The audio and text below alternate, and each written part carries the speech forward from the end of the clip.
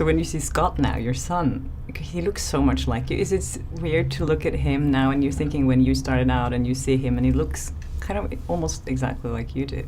Well, he's doing well. He's got a few projects and he's getting some kind of activity, and I hope he has as much luck and fun doing it as I did at that stage. What if Hollywood's most legendary director refused to help his own son? Not even once. Imagine auditioning for nearly every one of your father's movies and getting rejected every single time. That's Scott Eastwood's reality. While Clint Eastwood collected Oscars and directed billion-dollar hits, his son was parking cars, mixing drinks, and barely scraping by. And yet, the most shocking part isn't how badly Scott struggled to break into Hollywood. It's what happened when he finally stood up to his father. On March 21, 1986, Scott Clinton Reeves came into the world in Monterey, California. But unlike most celebrity children, his arrival didn't make headlines. In fact, it wasn't even openly acknowledged by his own father, Clint Eastwood. At the time, Clint was already one of the biggest names in Hollywood, directing and starring in box office hits while living publicly with actress Sandra Locke. Behind the scenes, though, he was having a secret affair with Jocelyn Reeves, a flight attendant who would become Scott's mother. For years, Clint kept that double life hidden. Locke believed she and Clint were exclusive, only to discover the truth much later during a bitter legal battle. By then, Scott and his younger sister Catherine were already born. Their birth certificates didn't even carry the Eastwood name. Scott grew up as Reeves, a quiet attempt to keep the scandal from becoming front-page news. While Clint was serving as mayor of Carmel by the Sea and pulling in millions from his films, Scott's childhood looked very different. He was raised by Jocelyn in modest surroundings, far from the mansions and red carpets associated with his father. When he was 10, his mother moved the family to Hawaii, not for luxury, but to escape the weight of Clint's name and to give her kids a quieter life. In Hawaii, Scott blended in. His classmates had no idea that his father was Hollywood royalty. Clint remained distant, almost a ghost in his life. Scott worked odd jobs, lived on his mom's flight attendant salary, and learned early that survival depended on effort, not privilege. But that silence, Clint's refusal to acknowledge him publicly, would shape Scott in ways he couldn't yet understand. And when the truth finally leaked out, it wouldn't come with support or opportunity. It came with rejection. By the time Scott reached college, he was determined to carve his own path. He refused to use the Eastwood name, auditioning under Scott Reeves to prove he could make it without his father's influence. But the reality was brutal. He went out for role after role, sometimes even in Clint's own films, and got turned down every time. Even when Clint directed massive hits like American Sniper, a film that went on to earn over $500 million and 6 Oscar nominations, Scott never got the call. Instead, he was working construction jobs, parking cars, and bartending in Los Angeles just to pay rent. He later admitted he made more money mixing drinks than acting. While Clint was winning Academy Awards, Scott was stuck on the sidelines, wondering if Hollywood was ever going to let him in. For years, he lived like that, rejected, broke, and determined to keep pushing forward anyway. But just when he thought things couldn't get worse, Clint delivered a lesson that would leave a permanent mark, literally. When Scott was 16, he made a mistake he'd never forget. He took his 14-year-old sister to a party and left her there alone. Maybe he thought it wasn't a big deal. Maybe he just wanted to hang out with friends. But when Clint found out, he exploded. Clint grabbed Scott, slammed him against a wall, and punched him straight in the face. It wasn't a lecture. It wasn't a warning. It was Clint's old-school version of tough love. He pinned Scott by the throat, and growled just one sentence. "You don't ever leave your sister at a party. Ever, Dot." That moment burned itself into Scott's memory. Clint didn't believe in new age parenting. In his house, mistakes had consequences. Handouts didn't exist. When Scott once asked his dad for $8,000 to buy a truck, Clint shot him down instantly. He told him to figure it out on his own. And he did. For Scott, that kind of brutal discipline was both a curse and a lesson. It hardened him, forced him to hustle, and left him determined to prove he could succeed without favors. But as he would soon discover, the blows from his father were nothing compared to the heartbreak that waited for him later in life. For years, Scott Eastwood was stuck in Hollywood's no man's land. He had the looks, the drive, and the famous last name, but he refused to use it. Instead, he kept auditioning as Scott Reeves, hoping someone would recognize his talent without connecting him to Clint. In 2006, he finally landed a role in Flags of Our Fathers, one of Clint's own films. But here's the twist. His part was so small, most people never even knew he was there. He played Private Roberto Lunsford, a character buried in the background. No spotlight, no recognition, and still credited as Scott Reeves. It was a step forward, but nowhere near the breakthrough he needed. That was the pattern for years. Small roles in films like Pride and Player 5150, projects that barely saw the light of day. Some went straight to DVD. Others played in just a handful of theaters before disappearing entirely. Scott was working, yes, but he was invisible in an industry that eats invisibility alive. Then something shifted. In 2009, he appeared in Invictus, another Clint Eastwood-directed project. But this time, he used his real last name, Scott Eastwood. It was a risky move. He had spent years trying to prove he wasn't just Clint's kid. But at some point, hiding became its own burden. The name Eastwood was a double-edged sword. It carried weight, but it also brought expectations that could crush him. After that, opportunities started coming, but not without risk. In 2012, Scott signed on to Texas Chainsaw 3D, stepping into one of horror's most iconic franchises. What most people don't realize is that this role could have locked him into a trilogy. If the movie bombed, so would his career. Even crazier, he hadn't even seen the original Texas Chainsaw Massacre. The only version he'd watched was the Jessica Biel remake. But Scott rolled the dice, hoping the franchise would give him visibility. Then came the real turning point. Fury, 2014. A gritty World War II drama starring Brad Pitt, Shia LaBeouf, Logan Lerman, and John Bernthal. This wasn't a background role. Scott played Sergeant Miles, a fresh recruit thrown into the hell of tank warfare. To prepare, the cast endured brutal military training.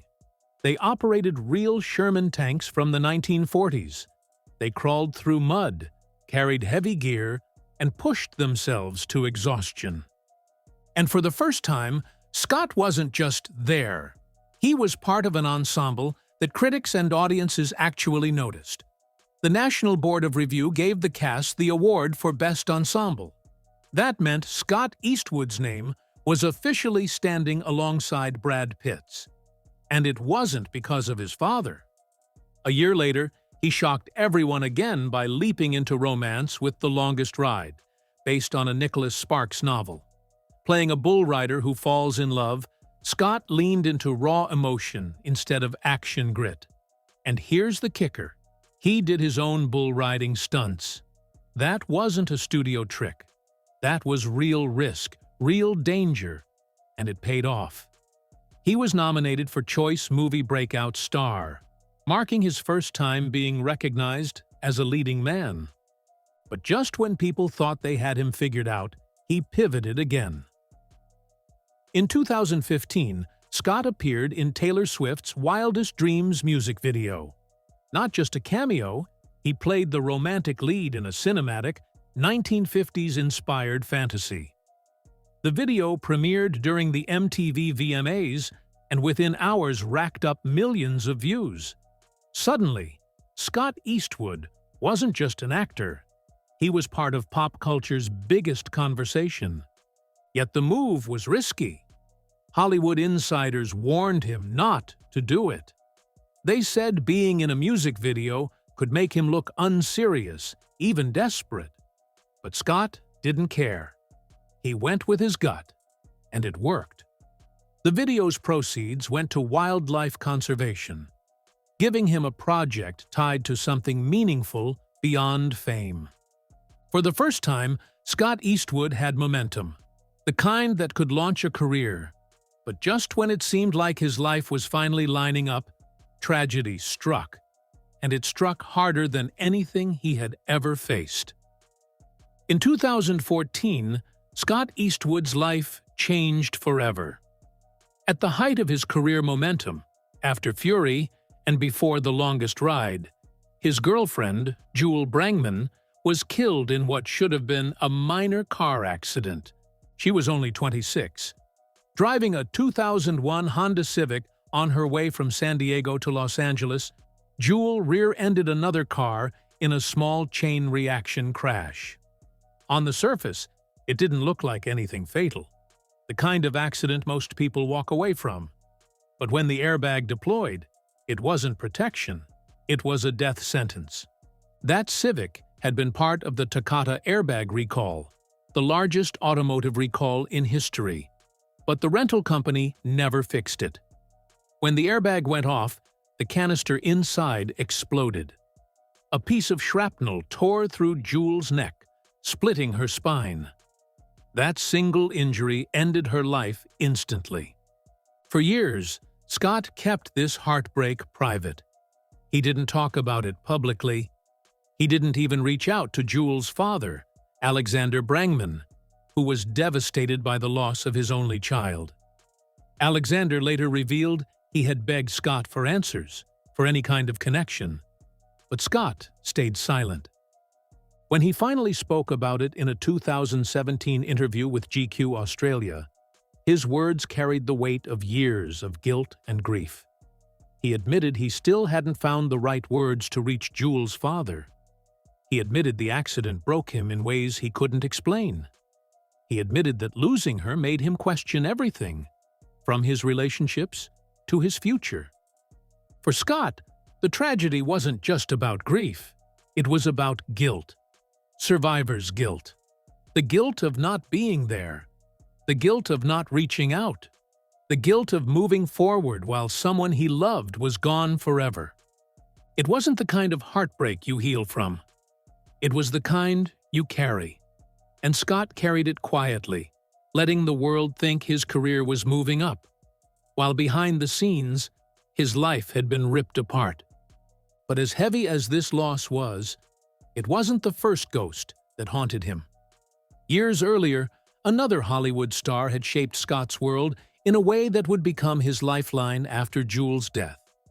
That star was Paul Walker. Before Jewel's tragic accident, before the heartbreak that nearly broke him, Scott Eastwood had already found a kind of anchor.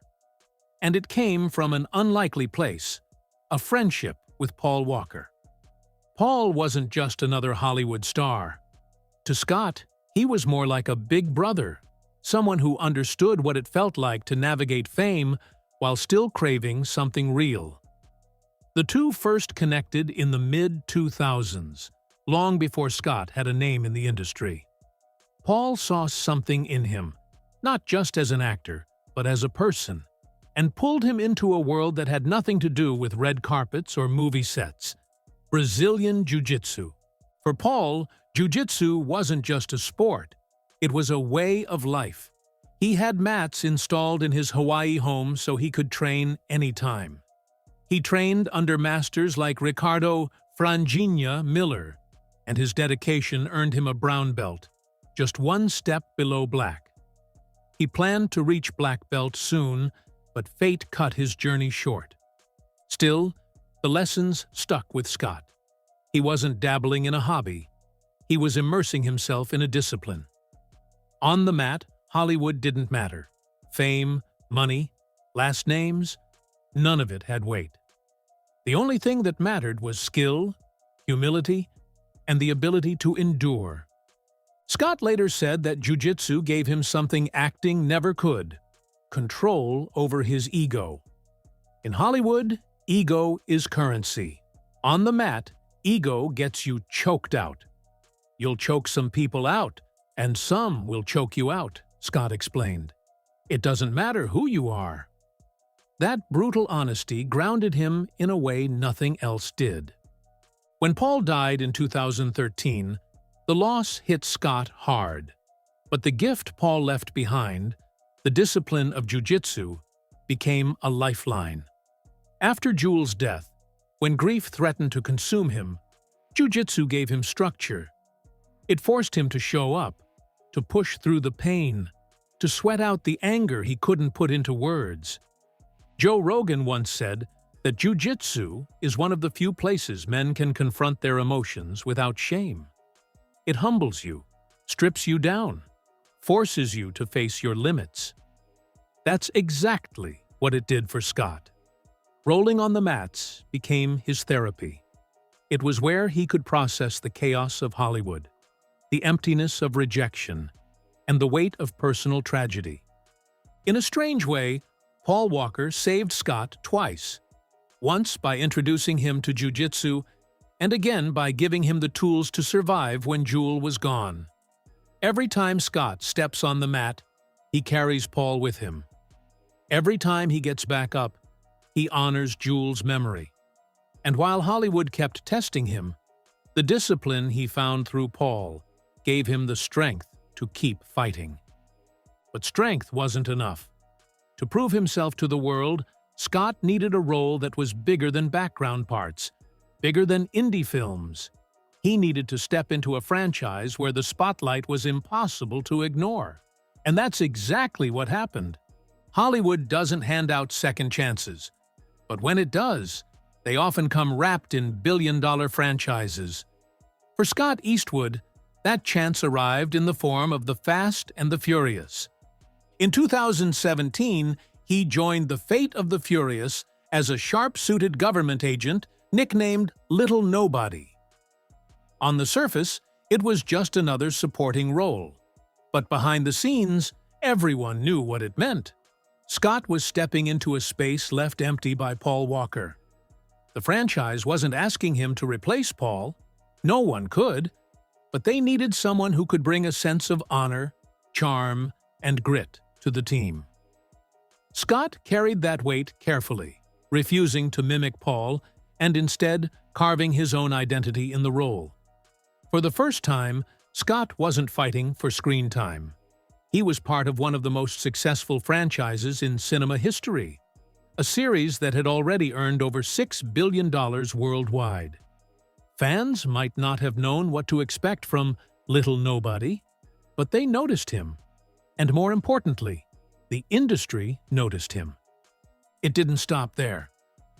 In 2018, Scott leveled up again with Pacific Rim, Uprising. The movie was massive. Giant robots, alien monsters, explosions filling IMAX screens. Scott wasn't just in the mix. He was co-leading the film, carrying the mantle of a franchise that had already developed a cult following from Guillermo del Toro's original. The critics weren't blown away, but audiences around the world still showed up, pushing the box office near $300 million. For Scott, the message was clear. He could hold his own on the global stage. He wasn't just Clint's son sneaking into background roles anymore. He was a leading man in blockbusters. But he didn't stop with spectacle.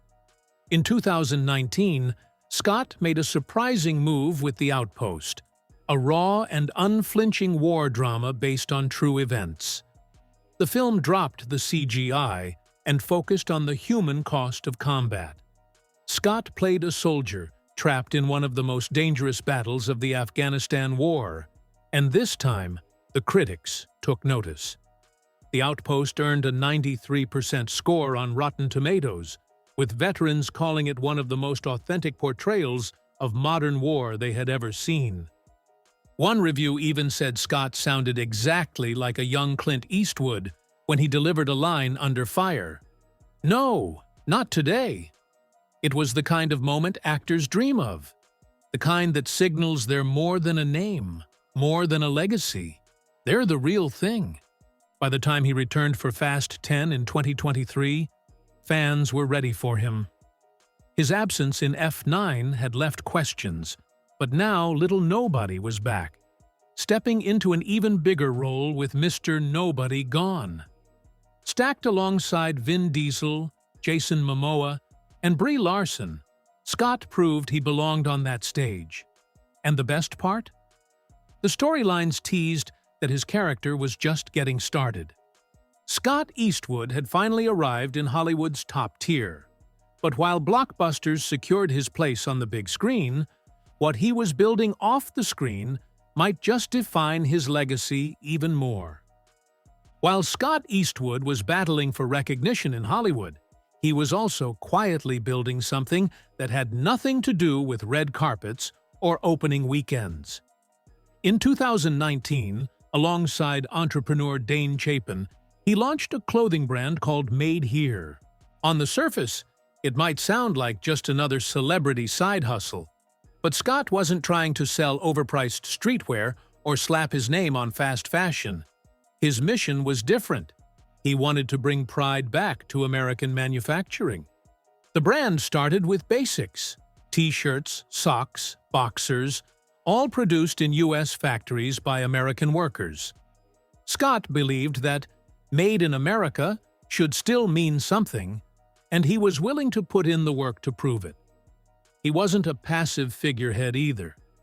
He and Chapin were hands-on with everything, down to the fit of every shirt. Each product came with a story, not just a label, but the names and faces of the workers who made it. It was more than clothing. It was a statement. In an era when most celebrities chased fashion trends and outsourced to cheap overseas factories, Scott was betting on pride, authenticity, and values.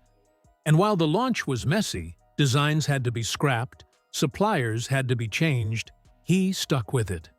Because for Scott, Made Here wasn't about cashing in on his fame. It was about proving something bigger, that he could build a legacy outside of Hollywood. And yet, Hollywood never let him go. His career kept pulling him into bigger, bolder roles. Wind River. The next chapter, a sequel to the critically acclaimed 2017 thriller, positioned him as a wildlife tracker pulled into a series of ritualistic murders. In Lucky Strike, he joined a World War II survival story alongside Colin Hanks. In Stolen Girl, he teamed with Kate Beckinsale to tell the true story of a mother searching for her kidnapped daughter in the Middle East. And in Regretting You, based on a Colleen Hoover novel with a massive fan base, Scott dove into the kind of emotional, character-driven role that could change how audiences see him forever. But behind the films and businesses, there was always Clint. Scott's relationship with his father has been complicated, to say the least. For much of his life, Clint was distant, tough, and unyielding. No handouts, no free passes, no easy rides. But as Clint grew older, now in his 90s, their relationship shifted. Scott began to see his father not just as the legendary actor-director the world worshipped, but as a man who had lived through decades of Hollywood, politics, scandal, and survival. Scott began asking for stories about Sinatra, about old movie sets, about the moments Clint rarely shared. Because he knew the truth, his father wouldn't be around forever. Some of those stories were lessons, some were warnings, and some were just glimpses of a man who, for so long, had seemed larger than life. To Scott, they weren't just memories, they were blueprints. And while Clint's legacy was set in stone, Scott was still writing his own. Through his films, his business ventures, his discipline on the jiu-jitsu mats, and his refusal to give up, no matter how many times Hollywood tried to break him. Scott Eastwood's life has been anything but easy. Born in the shadows of a scandal, raised without the privileges his father could have provided, rejected again and again by the very industry that worshipped his last name. His story could have ended in quiet failure. He could have walked away, disappeared into construction work, or even taken that firefighter job he once considered. But he didn't. He fought. He stumbled, got rejected, got back up, and kept going. Along the way, he endured heartbreak that would crush most people. The sudden death of the woman he loved. The silence between him and her father. The weight of survivor's guilt. And yet, he found strength through friendship, discipline, and relentless persistence. Today, Scott Eastwood isn't just Clint Eastwood's son. He's a man who stood toe-to-toe with Brad Pitt in Fury, co-led billion-dollar blockbusters like Fast and Furious, built a brand rooted in American pride, and carried forward lessons of discipline from both Paul Walker and his own father. The world still debates whether Scott will ever step out fully from Clint's shadow. But maybe that's the wrong question, because shadows only exist when there's light. And if Clint's legacy was the light that cast a shadow over Scott's life, then Scott's story is proof that he's not running from it. He's using it. He doesn't need to escape his father's name. He just needs to redefine it. And slowly, film by film, fight by fight, that's exactly what he's doing.